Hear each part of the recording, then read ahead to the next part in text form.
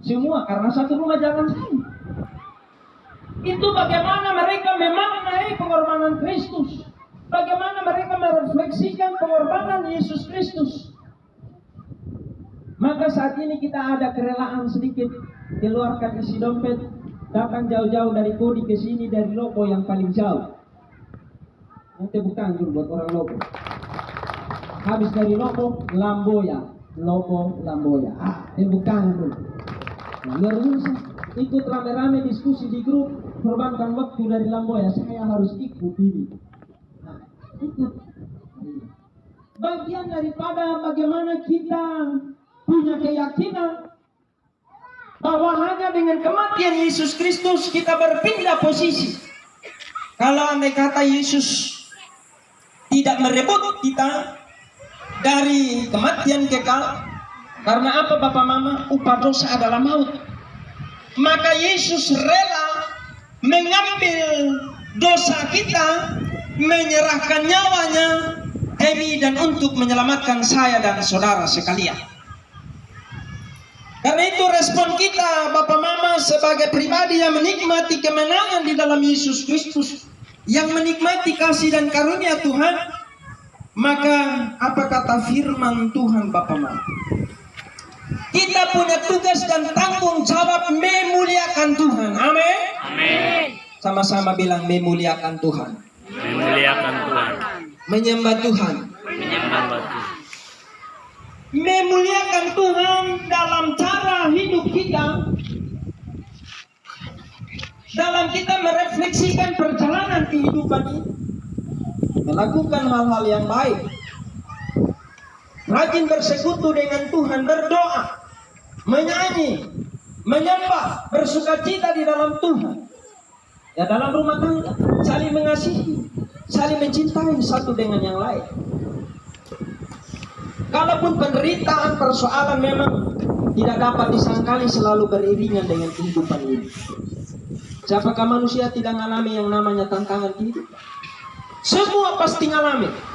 Selagi masih ada napas ini, masih ada aktivitas kehidupan, maka tantangan itu sudah pasti ada. Bedanya orang yang percaya menghadapi tantangan dan orang yang tidak percaya sangat jauh berbeda. Apabila Bapak Mama mengingat pengorbanan Kristus, apabila Bapak Mama mengingat kasih dan cipta Tuhan, maka tantangan bisa dihadapi hanya dengan bergantung dan berserah kepada Tuhan. Amin. Penderitaan kehidupan kita bisa lewati apabila kita berserah dan bergantung serta berpengharapan kepada Tuhan. Kalau yang tidak percaya kepada Tuhan, pengorbanan dan kasih sayang Tuhan, ya yang ada gantung diri di pohon tomat, di pohon pepaya, ya, putus asa, hidup ini seperti tidak hidup lagi, ya, bunuh diri dan lain sebagainya. Tidak ada solusi lain. Karena apa? Roh Allah tidak ada di dalam diri. Kalau begitu Bapak Mama, pengorbanan Kristus adalah kasih dan karunia-Nya bagi kita yang percaya. Jadilah pribadi yang berserah kepada Kristus, yang bergantung kepada Kristus, berpengharapan di dalam Yesus Kristus, memuji memuliakan namanya. Dipastikan kita mengalami kemenangan di dalam Tuhan. Amin. Sama-sama bilang kumenang. Sekali lagi kumenang. Kita menang di dalam Tuhan karena Tuhan telah menyatakan kemenangan bagi setiap kita. Saudara-saudara yang terkasih di dalam Yesus Kristus, kisah tentang penyaliban Yesus Kristus, jika kita hanya membacanya sepintas atau begitu saja, maka tidak bermakna apa-apa dalam setiap perjalanan kehidupan kita. Tetapi Ketika kita membaca dan merefleksi kisah penyaliban Yesus Kristus dengan sungguh-sungguh, maka kita akan meresapinya, kita akan merefleksikannya dengan baik, dan menghasilkan respon perjalanan kehidupan yang baik dan memuliakan Tuhan.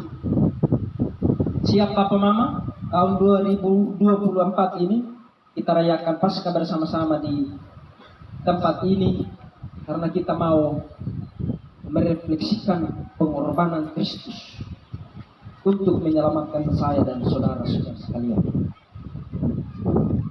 Maka wujud meresponi kasih dan karunia Tuhan, kita harus menjadi umat yang memuliakan Tuhan. Amin.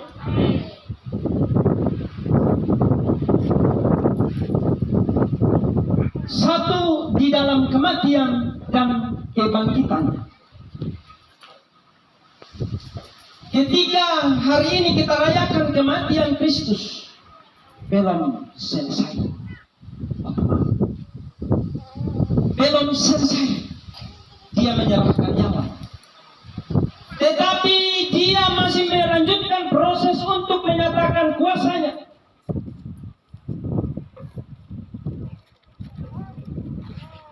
Kuasa kebangkitan. Kalau hanya mati lalu selesai di atas penyaliban itu, sia-sia iman dan kepercayaan. Tetapi pada hari yang ketiga dia bangkit. Arti kebangkitan Kristus, dia menyatakan kuasa bahwa dia Allah. Karena itu percayalah dengan sungguh-sungguh, dia Allah yang telah mati untuk saya dan saudara-saudara sekalian. Dia Allah yang punya kuasa. Dia bangkit dari kematian. Dan itu bertanda kita menikmati kemenangan di atas kematian. Amin. Bapak Mama harus percaya bahwa di dalam proses kehadiran Yesus Kristus di tengah-tengah dunia, dimulai dari kelahiran, kehidupan, kematian, dan sampai kepada kebangkitan, dia naik ke surga untuk menyediakan tempat bagi setiap kita yang percaya kepada. Karena itu barang siapa yang percaya kepada, mereka akan berada di mana aku berada. Mereka akan menikmati kehidupan kekal.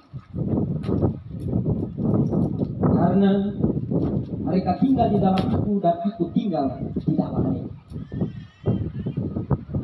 Karena itu Bapak Mama, saudara-saudara terkasih di dalam Yesus Kristus, hari ini kita wujudkan dalam perjamuan kudus.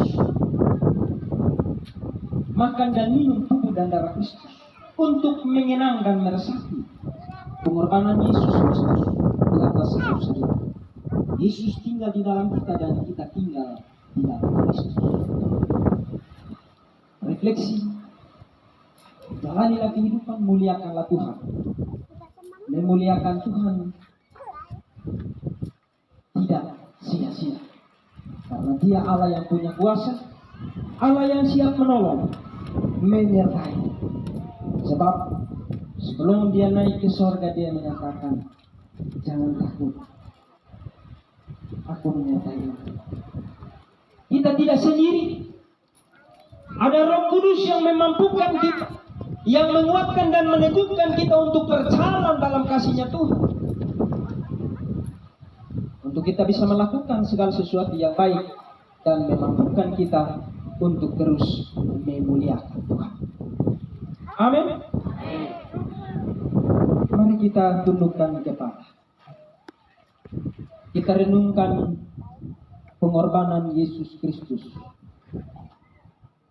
Dia rela menyerahkan nyawanya demi dan untuk menebus dosa saya dan saudara-saudara sekalian. Dia rela mati di atas kayu salib